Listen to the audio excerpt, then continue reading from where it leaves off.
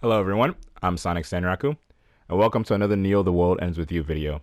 Today, I want to talk about a mechanic that the game doesn't really call much attention to at all to the player, and it's actually a mechanic that can be found in another pretty famous Square Enix title, Kingdom Hearts 2. It's a mechanic that has been dubbed by its fans as revenge value. So what is revenge value? Well, revenge value seems to be a code of instructions given to enemies in the game that determine how they retaliate to you, the player, based on the actions you commit against them.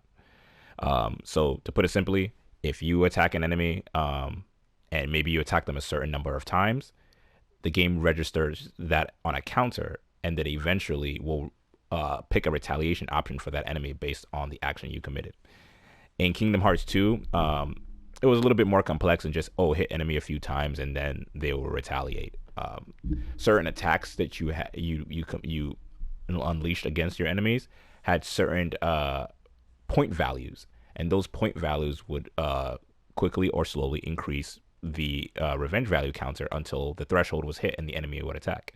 But beyond just attacking the enemy, there were also certain actions that you commit that would also trigger their retaliation. So sometimes if you just stopped attacking, the enemy would register that as a time to initiate revenge value move, and then they would attack you.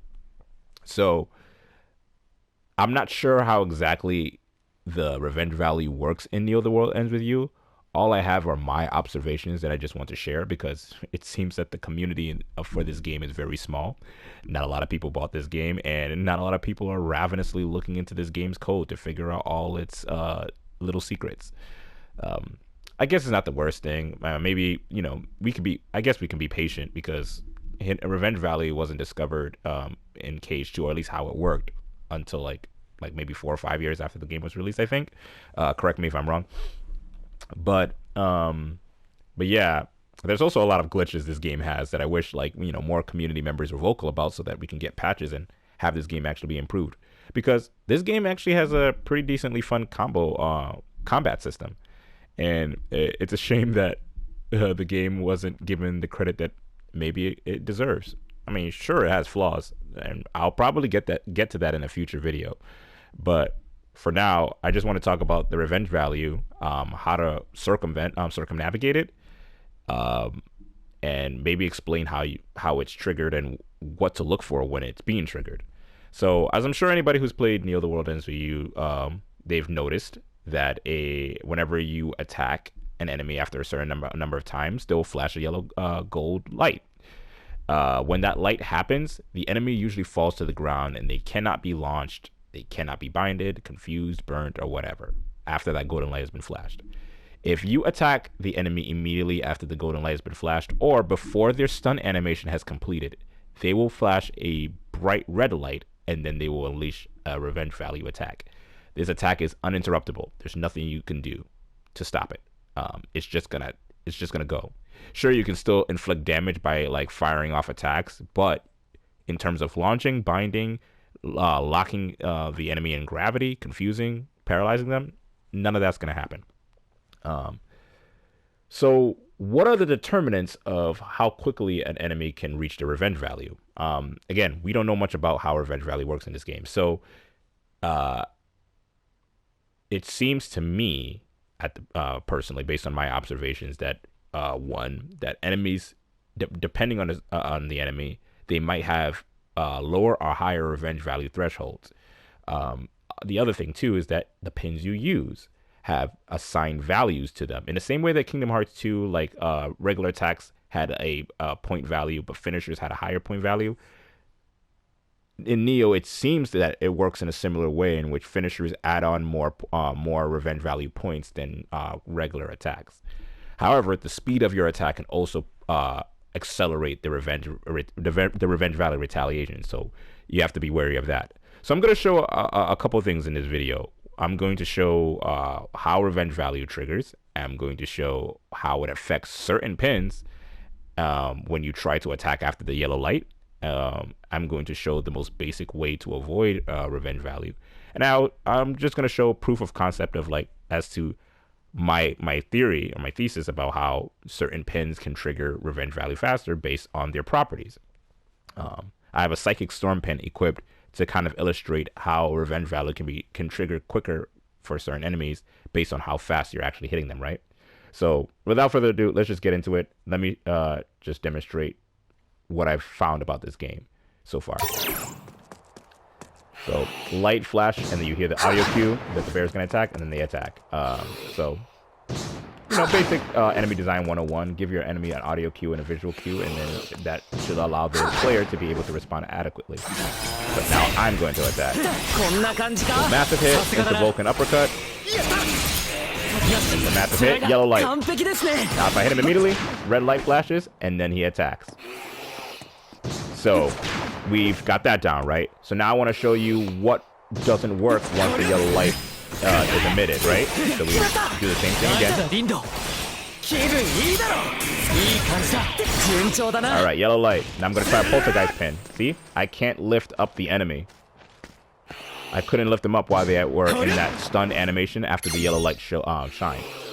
So, again, once Revenge Value kicks in, you can't confuse, you can't bind, you can't paralyze, you can't burn your enemy. So how do we avoid that exactly? Because I want to sometimes keep the offensive, but I don't want to necessarily always have to deal with the enemies retaliating, right? Let's do it again.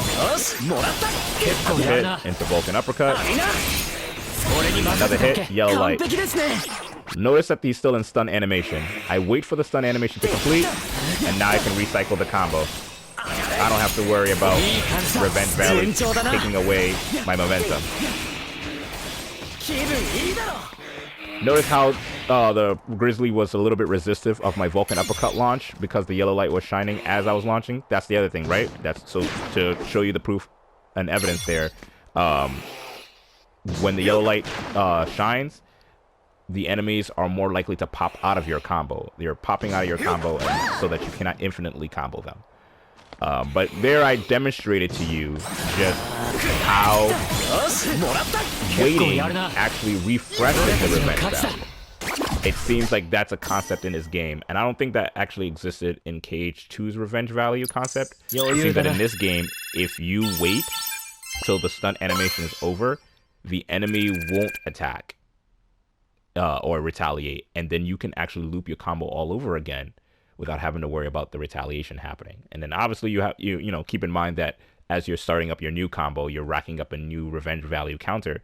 But for the most part, once you wait and let the stun animation complete, then you can start over again and not have to worry about it. So what did we learn? We learned, one, that once the yellow light, when attacking enemies, once a yellow light flashes, they are impervious to being launched. They're impervious to burn, binding, poltergeisting, gravity, binding, confusion. And then once you hit them immediately while they're still in their stun animation, they will flash a red light and it'll attack you. We've also learned that in order to avoid that, you can simply just wait for the yellow, or once you see the yellow flash, to wait for the enemy to recover from their stun animation. And once they do, you can just start the combo all over again. So that's a way to keep your momentum without having to deal with retaliations, because there are times where maybe you're fighting 3 or 4 bears and then they're all flashed their yellow light. And then you may have accidentally used a large AoE type pin that triggers their Revenge Value, and all of them are jumping at you at the same time. Obviously that's a little bit more crazier to deal with, and you don't want to necessarily have to deal with that all the time. So it's best to wait and then wait for the Revenge Value to refresh and then go back in. Now, maybe you may be wondering something.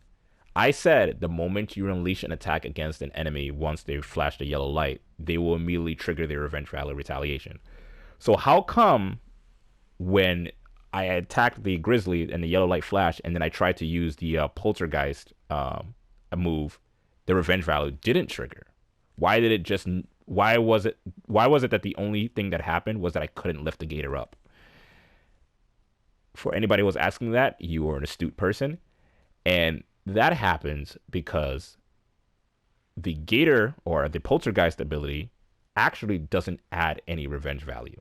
That's what I've noticed. There are certain pins that don't add Revenge Value when you use them.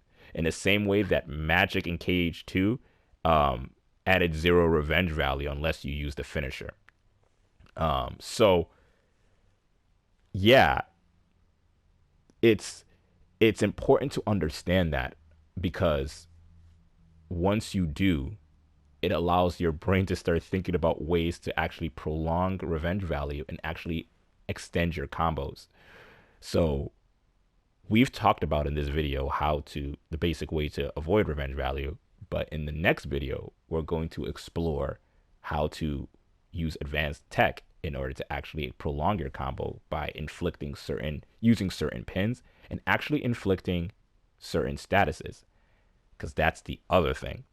Status infliction actually pauses the revenge value counter. If I confuse an enemy, revenge value stops racking up until the enemy is no longer confused. So you can create a pin set that allows you to constantly inflict statuses on enemies, and therefore prolong how much it takes to eventually hit that counter, allowing you to also prolong your combos and make them look pretty stylish. Okay, so before I end this video, I want to show you how different combination of pins can either trigger the revenge value a lot quicker, or let it progress at a steady pace. I've already shown you the combination of the Sister Subwoofer's massive hit plus Twins' Vulcan uppercut, and how that's a fairly decent amount of times to hit the bear before the revenge value triggers. But what if I combined Psychic Storm and Vulcan uppercut? How would that affect the time frame it took for revenge value to kick in? Let's take a look at that. And then you can see how, thinking about your pin synergy can help you manage revenge value in an enemy.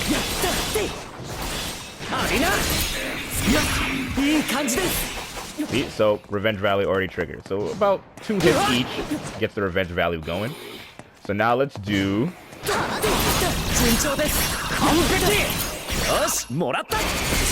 at that. With Psychic Storm and Vulcan uppercut, it seems like the revenge value triggers a little bit quicker, and that has to do with the nature of the pins themselves, right? With massive hit, you have to charge it and then have to move around the enemy to determine how to hit them. At least with Vulcan uppercut and Psychic Storm, you're hitting a lot quicker, a lot faster, right? And so because you're doing that, you're by the very nature of those moves bound to trigger the revenge value a lot quicker. So I just wanted to show that so that you're gonna have there's some thought in how to do those to use your moves to control the pace of battle. And notice there I use Sister Subwoofer, Vulcan uppercut, and Psychic Storm at the same time, and trigger the revenge value that much more quicker when I use all 3 of those pins in tandem with each other. So those are just things to think about as you play the game and try to work around revenge value, right? And so that's all I'm gonna talk about in this video. In the next lesson for revenge value, we're gonna show how to use status ailments to prolong how long the duration of the counter, so that you're not hitting your revenge value right away, and that you can make your combos a little bit longer and a little bit more stylish. Because you can actually keep beating up enemies much longer than you actually think. There are people sometimes who are doing combo videos who think that, oh man, these enemies break out too quickly or retaliate too quickly, so I can't really do combos the way I want to. But if you get a little creative and you use the rules and systems of the game, you can actually create longer combos. And I've shown that in some of my combo videos that are on my channel, so check those out when you have the time. And yeah, that's it. I'll see you in the next video where we will experiment some more and practice some combos, and obviously practice those combos with revenge value in mind. All right, I'm about to die, so I gotta get out of here. Bye.